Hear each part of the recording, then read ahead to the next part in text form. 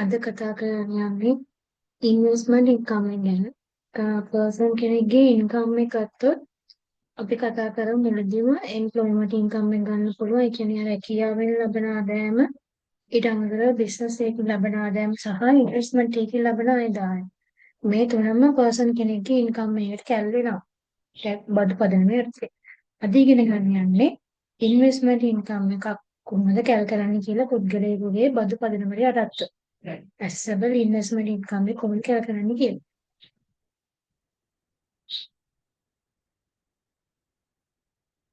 මෙතන සමරි එකක් දීලා තියෙනවා. දැන් කියන්නේ අන්තිම කොටසනේ කතා කරන්නේ. පර්සන් කෙනෙක්ගේ ඉන්කම් එක කතා කරද්දී මේන්ලි සර් තුනයි කතා කරේ. පළවෙනි එක එම්ප්ලොයිමන්ට් ඉන්කම් එක, දෙවෙනි එක බිස්නස් ඉන්කම් එක, අද තුන්වෙනි එක ඉන්වෙස්ට්මන්ට් ඉන්කම් එක. මේ තුන අද කියන එක කතා කරේ නැහැ ලොකුවට. මේ කැටගරිස් තුනේ මේන්ලි කතා කරන්නේ එම්ප්ලොයිමන්ට් එකයි, බිස්නස් එකයි, ඉන්වෙස්ට්මන්ට් එකයි. ඒකේ කොහොමද සමරියක් සහ නිකන් දාලා තියෙනවා කැල්කියුලේෂන්ස් කොහොමද කරන්නේ කියලා නේද ඇසෙසබල්ස් වලට, ඇසෙසබල් ඉන්කම්ස් වලට. මේකද මේ ඉන්වෙස්ට්මන්ට් වලට ගත්තොත් ඉන්වෙස්ට්මන්ට් ඉන්කම් එකට එක්ස්ක්ලූඩ් ඉන්කම් තියෙනවා, ඒවා අයින් කරලා allowable expenses losses තියෙනවා, ඒවා අයින් කරලා ඇසෙසබල් ඉන්කම් එනවා. මොකක්ද ෂෝට් කැල්කියුලේෂන් එක. නිකන් එක සදාලා තියෙන ස්ටාර්ට්අප් එක ගන්න. මේකදී දැන් තමයි ලෙසන් එක හොඳටම පටන් ගන්නෙ. මෙතනදී ඉන්වෙස්ට්මන්ට් එකක් කියලා කියන්නේ මොකක්ද කියලා ඔයාලා මුලින් අඳුරගෙන ඉන්න ඕනේ. ඉන්වෙස්ට්මන්ට් එකක් කියලා කියන්නේ සාමාන්‍යයෙන් simply කිව්වොත් owning one or more asset කියන්නේ වත්කම් එකක් හෝ කීපයක අයිති වත්කම් එකක් හෝ කීපයක හිමිකාරීත්වය ලබා ගැනීම තමයි මේ ඉන්වෙස්ට්මන්ට් එකක් කියලා කියන්නේ. සහ ඒවා අරමුණ සඳහා භාවිතා කරන්න ඕනේ. ඉන්වෙස්ට්මන්ට් කියන අරමුණ සඳහා භාවිතා වෙලා තියෙන්නත් ඕනේ. ඉන්වෙස්ට්මන්ට් එක සරලව කිව්වොත් වත්කම් එකක් හෝ කීපයක හිමිකාරීත්වය ලබා ගැනීම සහ ඒවා අරමුණු සඳහා භාවිතා කිරීම. මේ අදාළ අරමුණු සඳහා ඒ අදාළ ඉන්වෙස්ට්මන්ට් අරමුණු සඳහා භාවිතා කරන එකක් වෙනවා. ඒක තමයි ඉන්වෙස්ට්මන්ට් එකක් වෙන්නේ.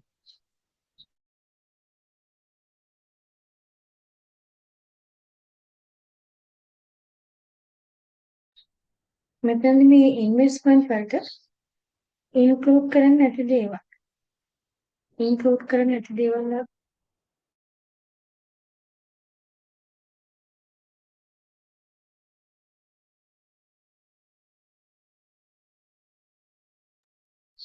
මේ ඉන්වෙස්ට්මන්ට් වලට ඉන්ක්ලූඩ් ඉන්වෙස්ට්මන්ට් එකක් ගත්තොත් ඒකට ඉන්ක්ලූඩ් වෙන්න නැති දේවල් තියෙනවා. ඒ මොනවාද? Business or employment income. ඒ කියන්නේ අර මේන් කැටගරිස් තුනෙන් employment income, business income ගන්නෙ නැහැ. ඒවට ගන්නේ ස්පෙෂල් ඉන්වෙස්ට්මන්ට් වලටම අදාළ වෙන income. සහ games of chance. games of chance කියලා කියන්නේ එක්සැම්පල් වලට ගත්තොත් මෙතනදී මම කියන්නේ මෙන්න මේ අන්තිම පොයින්ට් එක, මෙන්න මේ පොයින්ට් එක මම කියන්නේ. මෙන්න මේ පොයින්ට් එක. මේ පොයින්ට් එකේදී කියන්නේ games of chance කියලා කියන්නේ උදාහරණ විදිහට ගත්තොත් lotteries, gamblings. ඒ කියන්නේ සූදු. ඒ වගේ දේවල් තමයි games of chance කියලා කියන්නේ. මේවත් ඉන්වෙස්ට්මන්ට් වලට ගන්නෑ. මේ ඉන්වෙස්ට්මන්ට් වලට ගන්නෑ කියලා කියන්නේ මේක ඉන්වෙස්ට්මන්ට් නිර්වචනය නැහැ. ඊට අමතරව මම කියලා තියෙනවා දැන් ඉන්වෙස්ට්මන්ට් එක කරද්දී සාමාන්‍යයෙන් ඔයා ඉන්වෙස්ට්මන්ට් එක අදාළ ඉන්වෙස්ට්මන්ට් එක කොහොමද ගන්න කොස්ට් එකක් යනවා. එතකොට ඔයාලා මෙතනදී එන්නේ you construct or buy investment. එතනදී ඔයාලට එන්නේ ඔපරේෂනල් ඉන්කම් එකක් හෝ ලොස් එකක්. ඒ ලෝකනේ මෙතන ඔපරේෂනල් ප්‍රොෆිට් එකක් આવත් ඒක වට ඉන්කම් එකක් වෙනවා. ඔපරේෂනල් එක්ස්පෙන්ස් එකක් આવත් ඒක වට ලොස් එකක් වෙනවා. ඊට අමතරව ඔයා මේ ඉන්වෙස්ට්මන්ට් එක සෙල් කරනවා. මෙහෙම උදාහරණයක you buy or construct a apartment and sell those and sell those. ඒ කියන්නේ ඔයා apartment එකක් buy කරනවා හෝ ගන්නවා. ඒක ඔයාගේ ඉන්වෙස්ට්මන්ට් එක. ඉන්වෙස්ට්මන්ට් එකට යන එක්ස්පෙන්සස් ටික. ඊට අමතරව ඔයා මේ apartment එක හදලා ඉවරලා ඒක රෙන්ට් කරනවා. රෙන්ට් කරද්දී ඔයාට එතන රියලයිසබල් ඉන්කම් එකක් ජෙනරේට් වෙනවා. එතකොට ඒක තමයි ඔයාගේ ඉන්වෙස්ට්මන්ට් ඉන්කම්. ඔයා ඉන්වෙස්ට් කිරීමේ අරමුණෙන් තමයි මේ apartment එක රෙන්ට් කරලා ඉන්වෙස්ට්මන්ට් ඉන්කම් එකක් ගන්න තමයි ඔයා මේ apartment එක හදන්නේ හෝ ගන්නේ.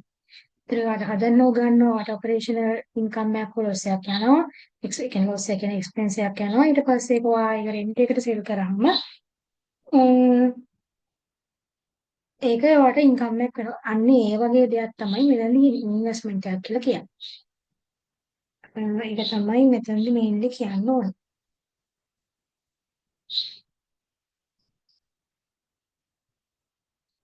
ඊළඟට යනවා අපි මෙතනදී ඊළඟ එක තමයි ඊළඟට මම පොයින්ට් එකක් කරන් තියෙන පොඩි ස්පෙෂල් පොයින්ට් එකක් වෙනම මාතෘ කියන්නේ වෙනම මම ඉන්ක්ලූඩ් කරලා තියෙනවා example for investment කියලා. මම මෙතනදී මේ පොඩ්ඩක් පැහැදිලි කරන්න කියන මට මේ නෝට් එක චුට්ටක් තව ඔයාලට කියන්න ඕනේ. මෙතනදී මේ example of investment වලට මම දාලා තියෙනවා games of chance ආයි. එතනදී including lotteries, betting or gambling, සූදු වගේ දේවල්, lottery winnings ඒ වගේ දේවල්. මෙතනදී ආයි මම පාවිච්චි කරලා මම උඩ කිව්වා හැබැයි ඔයාලට games of chance කියන ඒවා include වෙන්නේ නැහැ කියලා investment වලට. හැබැයි ආයි මම මෙතනදී ආයි examples වලට දීලා තියෙනවා investment වලට ආයි games of chance. වැරදිලා නෙමෙයි. මෙතන තේරුම් දෙකක් තියෙනවා. මට වැරදිලා නෙමෙයි, සර්ට වැරදිලාත් නෙමෙයි.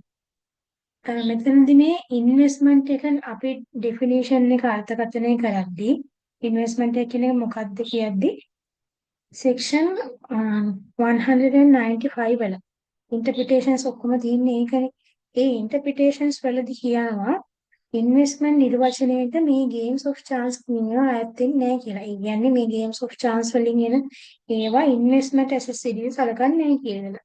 හැබැයි ඉන්වෙස්ට්මන්ට් ඉන්කම් එක කැල් කරද්දී මේ ගේම්ස් ඔෆ් chance වලින් යන ඒවා ගන්නවා. නිර්වචන නැති වුණාට මේ දේවල් පුද්ගලයාට සාමාන්‍ය ඉන්කම් එකට එන්න පුළුවන් දේවල්නේ. එයා ලොතරැයි දිනුම් නැද්දාම ලොතරැයි එයා ජයගෙන තියෙන්න පුළුවන්. ඊට අමතරව එයා සෝදු ගහලි වල ඒවත් කොයි හරි ටැක්ස් වෙන්න එපැයි.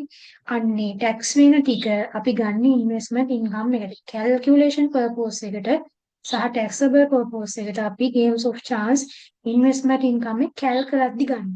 හැබැයි ඉන්ටර්ප්‍රිටේෂන්ස් කියන සෙක්ෂන් එකේදී මේ ඉන්වෙස්ට්මන්ට් ඇසෙට් එකක් විදිහට නෙමෙයි මේ ගේම්ස් ඔෆ් chance කියන දේවල් සලකන්නේ. හැබැයි කැල්කියුලේෂන්ස් වල ටැක්ස් කරන්න ඕන හින්දා අපි ඉන්ක්ලූඩ් කරන්නේ මේවා ඉන්වෙස්ට්මන්ට් ඉන්කම් එකට. ඒ දෙකේ මේක ඉන්වෙස්ට්මන්ට් ගැන ඉන්වෙස්ට්මන්ට් නිර්වචනය කරද්දී මේවා يعني ඉන්වෙස්ට්මන්ට් ඇසෙට්ස් නෙමෙයි විදිහට සලකනවා මේ සෙක්ෂන් 195 වල සෙක්ෂන් 7 වල ගත්තාම මේක ඉන්වෙස්ට්මන්ට් ඉන්කම් එකට ටැක්ස් වෙනවා කියලා තමයි කියන්නේ කැල්කියුලේෂන්ස් වලට ගන්න. ඒ කියන්නේ මෙහිමයි. මේකේ ගේම්ස් ඔෆ් chance කියනවා ඇත්තටම ඉන්වෙස්ට්මන්ට් ඇසෙට්ස් නෙමෙයි.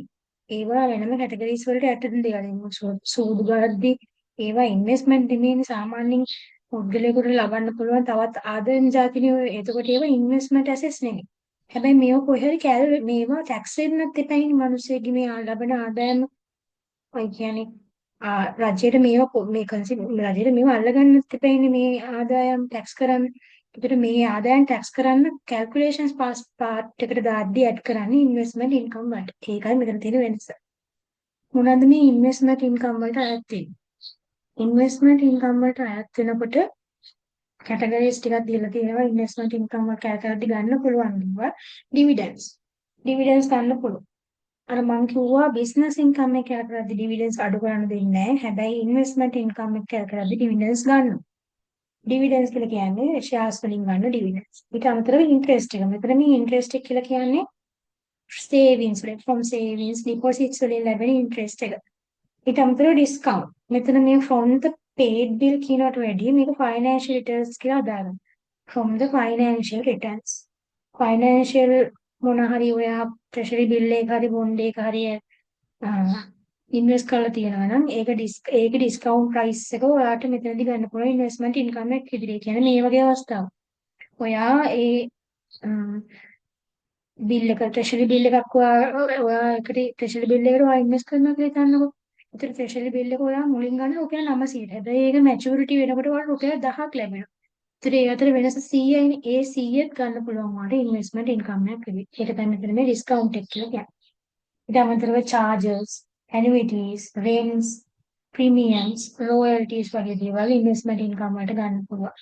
ඊට අමතරව gains from the realization of investment. ඒ කියන්නේ මේ වගේ දෙයක්. ඔයා සාමාන්‍යයෙන් land එකක් sell කරලා ගන්න gain එක. ඒකත් ඔයාලා ඉන්වෙස්ට්මන්ට් ඉන්කම් එක විදිහට ගන්න පුළුවන්. ඊට අමතරව amount as considerations for accepting restrictions on the capacity to conduct the investment. ඒ කියන්නේ මේ වගේ දෙයක්. මම සිංහලෙන් මතන දීලා තියෙනවා කවුරු හරි කියනවා මම ඔයාලට මුදල් දෙන්නම් ඉන්වෙස්ට් කරන්න එපා. ඒ මුදලත් ඉන්කම්. ඒ කියන්නේ ඔයාට ඉන්වෙස්ට් කරන්න මේ මිනිස්සයා ඔයාව රෙස්ට්‍රික්ට් කරනවා. එයා පවර්ෆුල් කෙනෙක් වෙන්න පුළුවන්. එයා පවර්ෆුල් ඉන්වෙස්ටර් කෙනෙක් වෙන්න පුළුවන්. ඒ හින්දා ඔයා ඉන්වෙස්ට් කරන එක වළක්වන්න ඔයාට යම්කිසි මුදලක් දෙනවා. නම් පගාවක් වගේ වෙන්න පුළුවන් ඒක වෙනමයි කියන්නේ. එයා ඒක වැදගත් විදිහට දෙන්නත් පුළුවන්. එහෙම නැත්නම් පගාවක් විදිහට දෙන්නත් පුළුවන්. ඒ වගේ මොන හරි එහෙමයි. ඒ සාමාන්‍යයෙන් බ්‍රයිබ් විදිහට දෙනවා. මෙතනදි කියන්නේ accepting amount consideration එක කියනවා විතර ගන්න.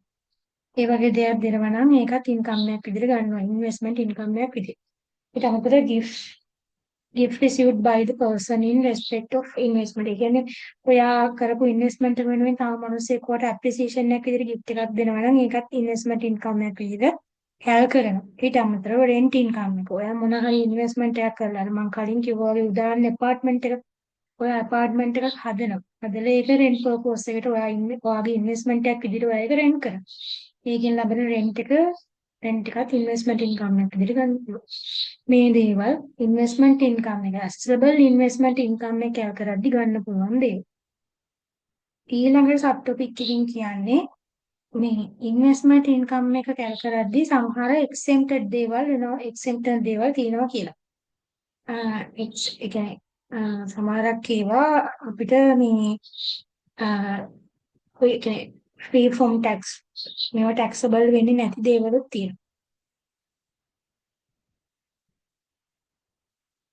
some exempted income on investment එකේ ඉස්සර දීලා තිබුණ මේ point විදියට මේ තියෙන some exempted නිදහස් වී. ඒ කියන්නේ ඉන්වෙස්ට්මන්ට් ඉන්කම් එක කැල් කරද්දී සමහරක් නිදහස් වීම ගැන කියලා තියෙනවා. ඒවා point විදියට කිව්වොත් පළවෙනි point එකේ ඉස්සර කියලා තිබුණේ ඉන්වෙස්ට්මන්ට් එකක් ගත්තොත් ඒ ඉන්වෙස්ට්මන්ට් එකේ රියලයිසේෂන් වැලියු එක සහ ඒ ඉන්වෙස්ට්මන්ට් එකට ගියේ කොස්ට් එක. ඒක හිතන්නකෝ අපාර්ට්මන්ට් එක කියලා අපාර්ට්මන්ට් එක හදන්නවට 1450ක් ගියා. හැබැයි ඔයා ඒ අපාර්ට්මන්ට් එක රෙන්ට් කරනවා 1500ට. ඒතර ඔයාට එතන net gain එකක් තියෙනවා 50000ක. හැබැයි කියනවා realization profit does not exceed 50,000. You don't want to pay tax in one transaction individual investment.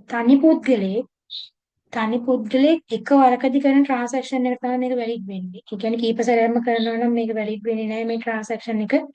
Individual person කෙනෙක් එකපාරක් විතර මේ ට්‍රාන්සැක්ෂන් එක කරනවා නම් ඉන්වෙස්ට්මන්ට් පර්පස් එකකට ඒක තමයි ඒකට අදාළ නිදහස් වීම තමයි මේ කියන්නේ. 50000ට වඩා වැඩි වෙන්නේ නැත්නම් මේ 50000ට 50000 තමයි උපරිම ලිමිට් එක.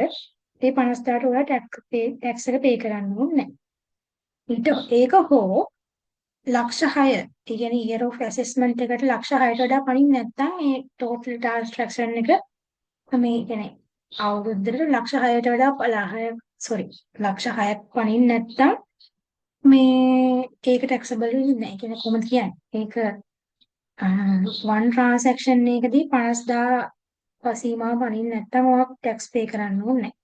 මේක individual person කෙනෙක්ගේ investment එක තමයි මේක valid වෙන්නේ. ඒක හෝ අවුරුද්දකට ලක්ෂ 6කට වඩා කියන්නේ අවුරුද්දෙම කරන ට්‍රාන්සැක්ෂන් වල ටෝටල් එක ගත්තොත් ලක්ෂ 6ක් පණින්න නැත්නම් ඒකට ඔයා ටැක්ස් පේ කරන්න ඕනේ නැහැ. පැටලුණා නම් ටිකක් පෝස්ට් කරලා අහන්න මට කියවද්දී එක පැටලුණා. කියවද්දී කියන්නේ හරියට කිව්වා වචන පැටලීම සිද්ධ වුණේ. දෙවෙනි පොයින්ට් එකේදී කියන්නේ you sell your principal house it exempted from the tax. ඒ කියන්නේ මෙහෙමයි. ඔයා ජීවත් වෙන ප්‍රින්සිපල් හවුස් එක. ඔයා මේ පර්මනන්ට්ලි ජීවත් වෙන ප්‍රින්සිපල් හවුස් එක විකුණුවොත් ඒකත් free from tax. ඒ කියන්නේ මේ වගේ දෙයක්. හැබැයි ඔයා මේක ප්‍රින්සිපල් හවුස් එක විදිහට ගණන් ගන්න tax එකේ රූල් එකක් දීලා තියෙනවා. ඔයා අවම වශයෙන් අවුරුදු 3ක්වත් ඒක විදිහට ජීවත් වෙලා තියෙන්න ඕනේ. එතකොට තමයි ඒක ඔයාගේ ප්‍රින්සිපල් හවුස් එක විදිහට යාලා ගණන් ගන්නේ ප්‍රූව් කරන්න ඕනේ. ඩොකියුමන්ට්ස් වලින් ඩොකියුමන්ට්ස් වලින් එවිඩන්ස් වලින් ප්‍රූව් කරන්න ඕන ඔයා අවුරුදු 3ක් මේ ගෙදර ජීවත් වෙනවා කියලා. එතකොට ඔයාට ඒ ගෙදර ප්‍රින්සිපල් හවුස් එකක් වෙනවා. මේක ඔයා විකුණනවා කියලා කියන්නකෝ. එතකොට විකුණද්දී ඒකේ රියලයිසේෂන් වැලියු එක 10,000යි කොස්ට් එක ඔයාට ගියා ඒකේ ගේ හදන්න 2,000යි. එතකොට ඔයාට 8,000 ප්‍රොෆිට් එකක් තියෙනවනේ. හැබැයි මේ ප්‍රොෆිට් එක ෆ්‍රී ෆ්‍රොම් ටැක්ස්. මොකද ඔයාගේ ප්‍රින්සිපල් හවුස් එක විකුණපු හින්දා. හැබැයි මෙහෙම හිතන්නකෝ ඔයාට හවුසස් දෙක තුනක්ම තියෙනවා. රෙසිඩෙන්ෂල් හවුසස් දෙක තුනම. ඒ කියන්නේ ඔයා ජීවත් වෙන හවුසස් දෙක තුනක්ම තියෙනවා. ඔයා කියන අවුරුද්දක් එක තැනක තව අවුරුද්දක් තව තැනක ඒ වගේ දෙක තුනක්ම තියෙනවනේ අනිවාර්යයෙන්ම මේ ගවර්න්මන්ට් එකෙන් කැප්චර් කරලා ඉවරලා ඔයාලට ටැක්ස් එකක් පේ කරන්න සිද්ධ වෙනවා. මතක තියාගන්න ප්‍රින්සිපල් හවුස් එක විකුණුවොත් විතරයි ඔයාගේ ඒක ෆ්‍රී ෆ්‍රොම් ටැක්ස් වෙන්නේ. ප්‍රින්සිපල් හවුස් එක කියලා කියන්නේ අවුරුදු 3ක්වත් අවම තරමේ අවුරුදු 3ක්වත් ඒ ගෙදර ජීවත් වෙලා පෙන්වන්න ඕනේ. ජීවත් වෙලා තියෙනවා කියලා එවිඩන්ස් තියෙනවා. ඒක තමයි ෆ්‍රී ෆ්‍රොම් ටැක්ස් වෙන්නේ. තුන්වෙනි පොයින්ට් එක කියලා කියන්නේ ෂෙයා ප්‍රයිසස්. මෙතනදී මම කිව්වා ඩිවිඩන්ඩ් එක කොහමද බිස්නස් ඉන්කම් එක කියලා කරද්දී ඩිවිඩන්ඩ් එක ගත්තේ නැහැ. හැබැයි ඉන්වෙස්ට්මන්ට් ඉන්කම් එකකට තමයි ওই ඩිවිඩන්ඩ් එක කැල්වෙන්නේ. කොහොමද මේක ෆ්‍රී ෆ්‍රොම් ටැක්ස් වෙන්නේ? ඩිවිඩන්ඩ් ඉන්කම් එක. මෙතනදී ඩිවිඩන්ඩ් ඉන්කම් එක සාමාන්‍යයෙන් withholding tax එක සාමාන්‍යයෙන් ඩිවිඩන්ඩ් ඉන්කම් එක up to 15% tax වෙනවා. සාමාන්‍යයෙන් තිබුණොත් ඒ කියන්නේ ඩිවිඩන්ඩ් ඉන්කම් එක තිබුණොත් 15ක් ඔයාගේ ටැක්ස් වෙනවා.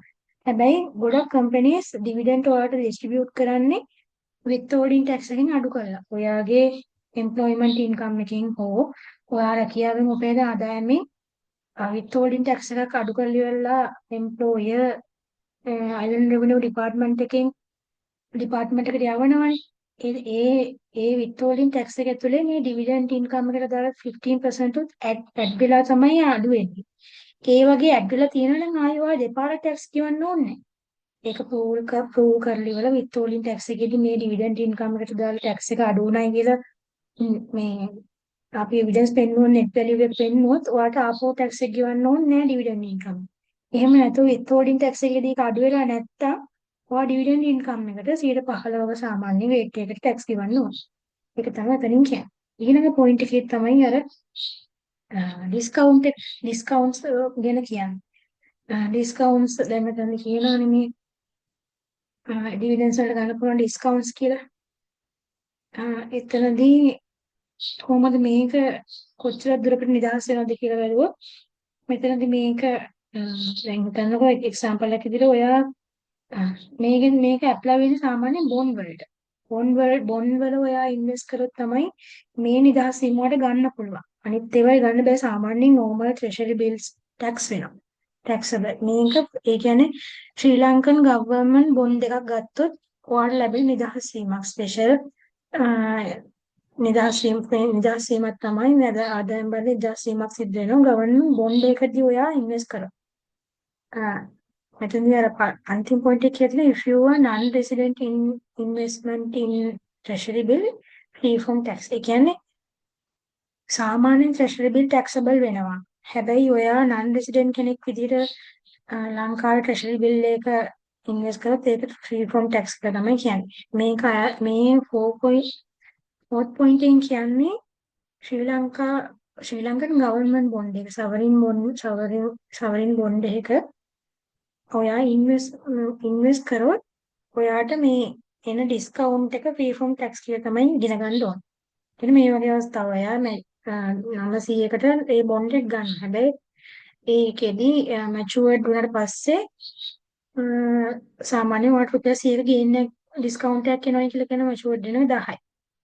මේ එක්සැම්පල් එක අමතක කරන්න.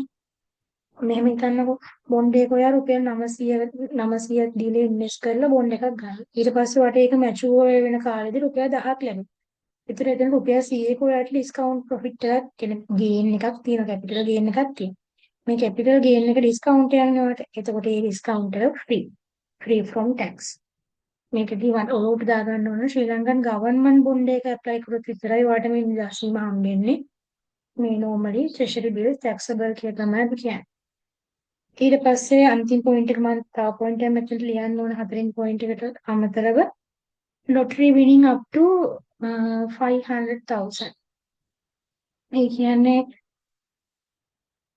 මේ වගේ අවස්ථා. ඒ කියන්නේ ඔයා ලොටරි එකක් අරගෙන ඔයා ඒ ලොටරි එකෙන් වින් කරනවා හිතන්නකො ලක්ෂ 15 ලක්ෂ 20ක් ඔයාලා වින් කරා. හැබැයි ලක්ෂ 5ක් ඔයාට ෆ්‍රී ෆ්‍රොම් ටැක්ස්. ලක්ෂ 5 මුල් ලක්ෂ 5 විතරක් ඔයාට ෆ්‍රී ෆ්‍රොම් ටැක්ස්. ඉතුරු ටිකට ඔයා ටැක්ස් ගෙවන්න ඕනේ. ඉතුරු ලක්ෂ 5කට ඔයා ටැක්ස් ගෙවන්න ඕනේ රජයට.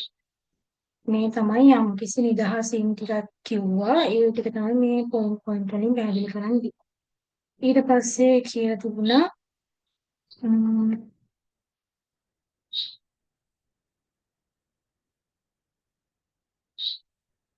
ඊට පස්සේ අ,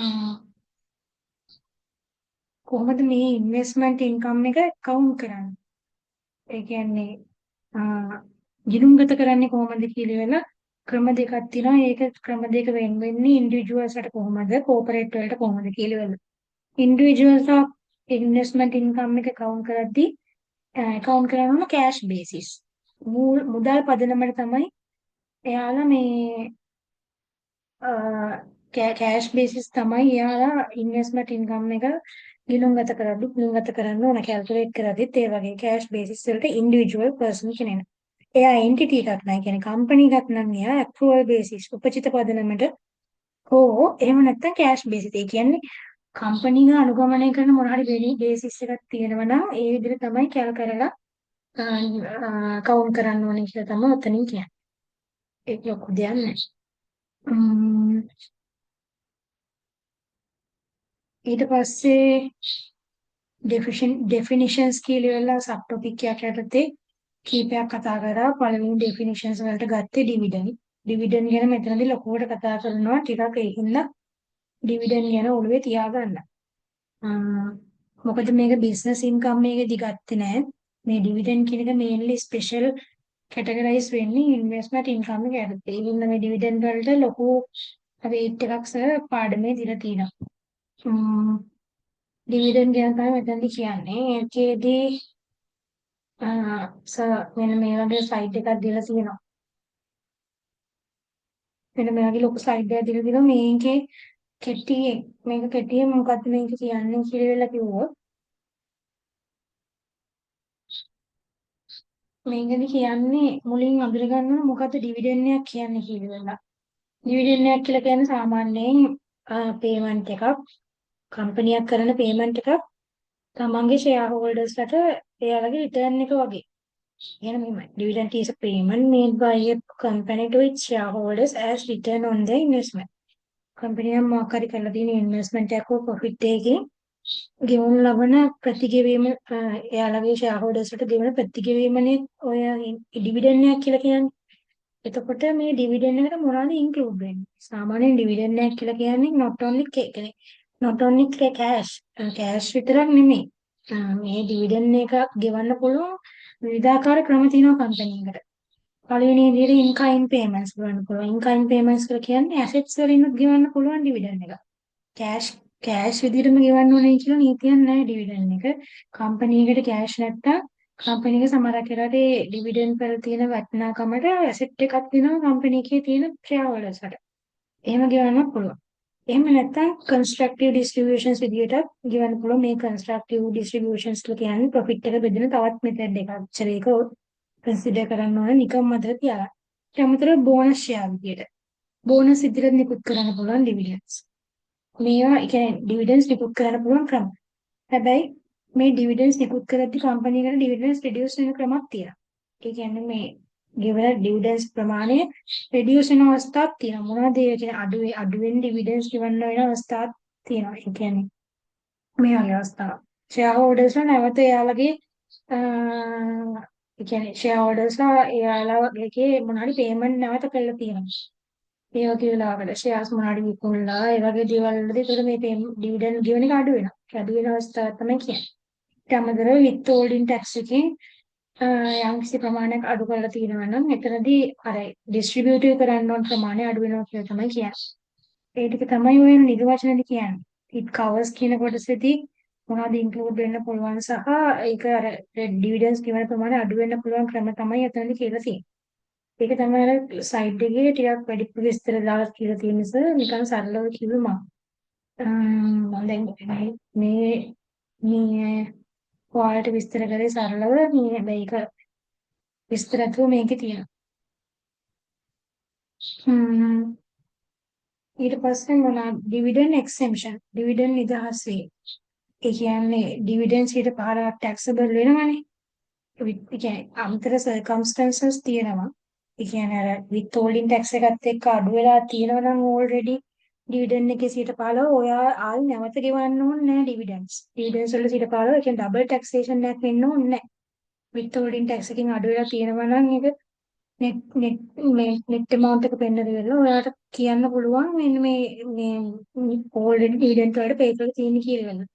ඔයාලා ඩිවිඩන්ඩ් එක්සෙම්පෂන් මෙතනදී ඩිවිඩන්ඩ් නිදහස් වීම වෙන්නේ BOI වල ඉන්වෙස්ට් කරොතින් ඔයාගේ dividend free from tax. BOI ඔයාලා කියන්නේ BOI කම්පැනිස් වල ඉන්වෙස්ට් කරොතින් එහෙම ඔයාට බෝඩ් ඔෆ් ඉන්වෙස්ට්මන්ට්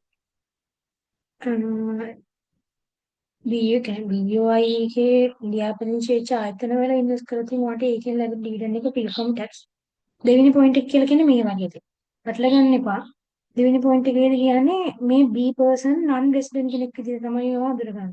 ඒ කියන්නේ ලංකාව තුල නෙමෙයි මෙයා පිටරට කෙනෙක් විදිහට කියන්නකො දවස් 100 මට ඩේට් හරියට මතක නැහැ. ලංකාව තුල නෙමෙයි මෙයා non resident කෙනෙක් විදිහට තමයි මෙයා අඳුරගන්නවා. B කියන පුද්ගලයා. එතකොට දැන් B කියන පුද්ගලයා ලංකාවේ A කියන කම්පැනියේ ඉන්වෙස්ට්මන්ට් එකක් කරනවා. එතකොට ඒ කියන කම්පැනි ඉන්වෙස්ට්මන්ට් එකක් කරාම ලංකාවේ කම්පැනිය මේ මතක තියක් පටල ගන්න එපා. B කියන්නේ පිටරට කෙනෙක්. එයා ඇවිල්ලා ඒ ලංකාවේ තියෙන A කියලා කම්පැනි එක ඉන්වෙස්ට් කරනවා. ඊට පස්සේ A කියන කම්පැනිය B ට ඩිවිඩන්ඩ් එකක් ගෙවනවා. හැබැයි අර විත්හෝල්ඩින් ටැක්ස් එකෙන් අර ගෙවන්න ඕන ඩිවිඩන්ඩ් ටැක්ස් එක අඩු කළාමයි කියන්නේ නෙට් එක තමයි කෙලින්ම දෙන්නේ. තේරුණාද? ඒතර ඒ කෙලින්ම ගෙවන්නේ ඩිවිඩන්ඩ් එක ටැක්ස් එක ඒ කියන්නේ රජයට ගෙවන්න ඕන ටැක්ස් එක අඩු කරලා විත්හෝල්ඩින් පේමන්ට් එක්ක. ඒතර B එක ගන්න නෙට් බෙනිෆිට් එක නෙට් ඩිවිඩන්ඩ් එක තමයි ගන්න. හැබැයි ඒතර B එකට ලැබෙන නෙට් ඩිවිඩන්ඩ් එක ආපහු ටැක්ස් වෙනවද නැහැ. ඒක ෆ්‍රී ෆ්‍රොම් ටැක්ස්. ඇයි ඒක ඩිඩක්ට් ඒ ඩිවිඩන්ඩ් එකෙන් අදාළ ටැක්ස් එක මේ ඩිඩක්ට් කරලා රජයට ගෙවලා ඉවරයි. ඒතර B ආපහු ඒක ටැක්ස් ආපහු ඒ ඩිවිඩන්ඩ් වල ටැක්ස් ගෙවන්න අවශ්‍යතාවයක් නැහැ. හැබැයි B තව මොනවා හරි කම්පැනිස් වල මේ තව මොනවා හරි කම්පැනිස් වල ඩිවිඩන්ඩ් ඉන්වෙස්ට්මන්ට් කරලා තියෙනවනේ ඒව ටැක්ස් වෙනවා. ඒව ටැක්ස් වෙනවා. පටල ගන්න එපා. මේ ඒ කම්පැනි හැර තව කම්පැනිස් වල මේ B ඉන්වෙස්ට්මන්ට් කරලා තියෙනවා නම් ඒවෙන් ලැබෙන ඉන්කම් ඩිවිඩන්ඩ් ඉන්කම් එක ටැක්සබල් වෙනවා. මෙතනදී මේ අර උඩ දාගන්න ඕනේ විත්හෝල්ඩින් ටැක්ස් එකත් එක්ක අඩු කරලි වෙලා නෙට් ඩිවිඩන්ඩ් එක දුන්නොත් ඒක ආපහු කැල් වෙන්නේ නැහැ කියලා කියන්නේ. ෂෙයා හෝල්ඩර්ස්ලාට ගෙවද්දී ෂෙයා හෝල්ඩර්ස්ලාට කියන්නේ ආපහු මේ ඩිවිඩන්ඩ් දෙද්දී ආපහු ටැක්ස් වෙන්නේ නැහැ. මේක ප්‍රූව් කරලා ඉවර වෙලා කියන්න පුළුවන් මම මේවට ටැක්ස් ගෙවලා ඉවරයි කියලා ප්‍රූව් කරාම ආපහු ඒවා ටැක්ස් වෙන්නේ නැහැ. Free from tax. තුන්වෙනි පොයින්ට් එකේ කියනවා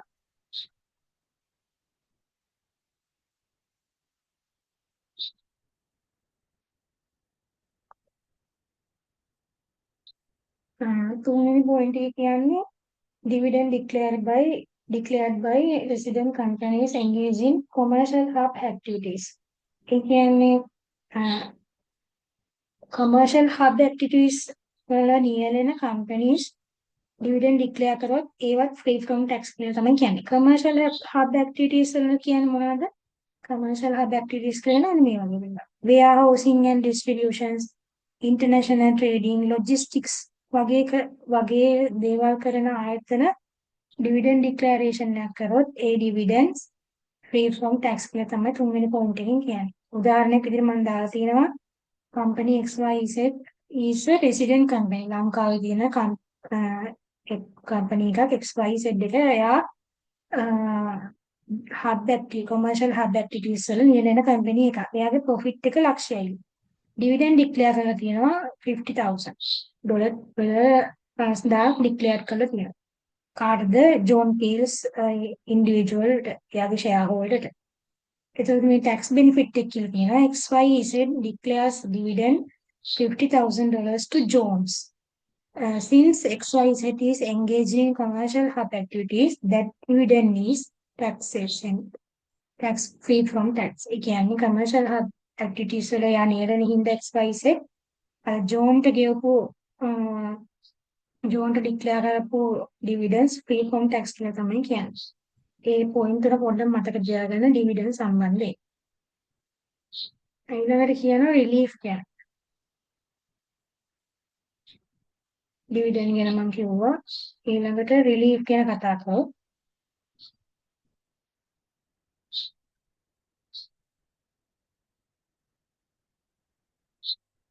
ඊළඟට relief එක ගැන කතා කරොත් මෙතන මේ ඔක්කොම consider කරනකොට relief කොහමද යන්නේ මේ ලොකුවට ඕනේ නැහැ. මෙතන මේ අන්තිම point එක පොඩ්ඩක් ඔළුවට දාගන්න ඕනේ. ඒක ගැන සර්ච් කිව්වා. සාමාන්‍යයෙන් කොහොමද ඒ කියන්නේ relief කියලා කියන්නේ නිදහස් වීම.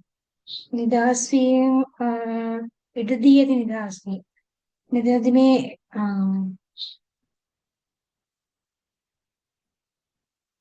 මෙතනදී මේ rent relief එක rent එක මොන හරි උදාහරණයක් විදිහට ගත්තොත් අර මම කිව්ව apartment එකේ උදාහරණේ.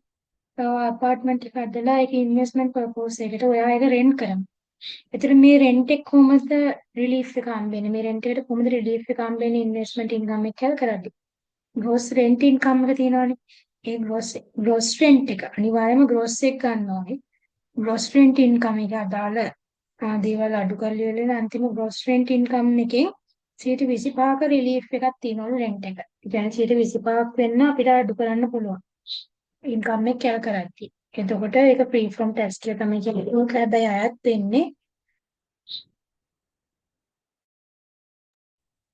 මේක හැබැයි අයත් වෙන්නේ individual person කෙනෙක්ට කියලා මතක තියාගන්න ඕන මේ relief ටික. gross rent income එකෙන් quarter up to 25% rent එක අඩු කරන්න පුළුවන් individual කෙනෙක්ගේ investment income එකක් යටතේ කැල් කරද්දී. solo investment එකක් කරොත් ඒත් individual කෙනෙක් තමයි individual person කෙනෙක්. එයාගේ relief එක up to 600,000 එක ලක්ෂ 6ක් දක්වා අඩු කිරීමකට ඉඩ දෙනවා. මේ relief වෙන්නේ individual persons ලට. ඒ දෙක පොඩ්ඩක් මතක තියාගන්න. ඊට පස්සේ සර් කරා deductions වගේ. losses කොහොමද deductions කරන්නේ? දැන් ඔයාලට investment එකක් කරද්දී අනිවාර්යෙන් ඔයාලට loss කියන දේවල් එනවා. ඒක normal ඒ කියන්නේ මාකට් එකේ පොසිෂන් එක වෙන්න පුළුවන්, ඔයාගේ දක්ෂතාවය මත වෙන්න පුළුවන්. losses ඒ වගේ දේවල්ම තීරණය වෙනවනේ. ඒතර ඔයාලට investment එකක් කරද්දී අනිවාර්යෙන් loss කියන දේවල් එනවා. මේ losses කොහොමද deduct කරන්නේ ඉඩ දෙන්නේ කියලා තමයි ඊළඟ short note එකකින් සර් දාලා තියෙන්නේ. මේකෙදි මේ losses යටතේ ගත්තොත් අපිට business losses ගන්න පුළුවන්, investment losses ගන්න පුළුවන්, realization asset වල losses ගන්න පුළුවන්. ඒ කියන්නේ මේ වගේ දේවල්. business losses ගන්න ඕන normally investment වල losses ගන්න. මේ realization asset loss කියලා කියන්නේ ඔයා වාහනයක් ගන්නවා. අද හැබැයි ඒක ඔයාට ඉදිරි අනාගතේ විකුණන්න වෙන්නේ අඩු ගාණට. ඒකට ඔයාලට loss එකක් නෙන්නේ. අන්න ඒ වගේ loss එක තමයි realization asset loss කියලා කියන්නේ. අනිත් පැත්තට ගන්න තියෙන profit එක. ඒ කියන්නේ profit එකනේ loss එකක් අපිට අඩු කරන්න පුළුවන්. මේකෙදි profit එක ගත්තා business investment and realization asset. මෙතනත් අර realization asset තුළ profit එක කියලා කියන්නේ මේ වගේ එකක්. ඔයා business එක වෙනුවෙන් building එකක් අරන් දාලා තියෙනවා. හැබැයි ඒක use කරන්නේ නැහැ. ඒක use කරත් ඔයා ඒ කියන්නේ ඒක use කරන්නේ නැහැ. ඒතර ඔයා usable purpose එකකින් කරෙන් කරාම එතන profit එකක් වට එනවා. අන්න ඒකේ profit එකක් විදිහට නිකන් උදාහරණයක් විදිහට මම කිව්වේ ඒ වගේ profit එකක් තමයි මේ realization asset profit කියලා කියන්නේ. එක පැත්තකට profit අනිත් පැත්තේ losses. profit and losses අඩු කරන්න පුළුවන්. එතකොට මේක business line එක ගත්තොත් business වල එන losses අඩු කරන්න පුළුවන් business profit එකෙන්, investment profit එකෙන් සහ realization profit මේ තුනෙන්ම අඩු කරන්න පුළුවන් business losses. investment losses ගත්තොත් business profit එකෙන් අඩු කරන්න දෙන්නේ නැහැ. investment profit එකෙන් අඩු කරන්න පුළුවන්. realization profit එකෙන් අඩු කරන්න පුළුවන්. realization asset line එකේ losses ගත්තොත් තුනෙන්ම අඩු කරන්න ඉඩ දෙන්නේ නැහැ. ඒක loss එකක් විදිහටම continue කරගෙන යන්න දෙනවා. මේක පොඩ්ඩක් මේ විදිහට මතක තියාගන්න. ඒක නිකන් losses අඩු කරන්න ඉඩ දෙන රටාවක් තමයි මේ කියලා තියෙන්නේ. කොහොමද අඩු කරන්න ඉඩ දෙන්නේ? business losses අඩු කරන්න පුළුවන්. profit ජාති තුනෙන්. investment income එක business එකෙන් අඩු කරන්න ඉඩ දෙන්නේ නැහැ. හැබැයි ඊටු දෙක අඩු කරන්න පුළුවන්. realization assets වල මොනාරි process එකක් වුණොත් අනිවාර්යෙන් ඒක ඔයාලට දරා ගන්න සිද්ධ වෙනවා. ඒවා කිසිම profit එකකින් අඩු කරන්න ඉඩ දෙන්නේ නැහැ. ඒක තමයි සංජීව කියන්නේ. ඊළඟට දාලා තියෙන්නේ qualifying payments කියලා සබ් ටොපික් එකක්. මම ඊළඟ රෙකෝඩින් එකෙන් මේ කොටස කරන්න තව පොඩි කොටසක් වෙයි තියෙන්නේ නිකන් 20 minutes වගේයි. ඊළඟ එකෙන් මම මේක ගන්නවා.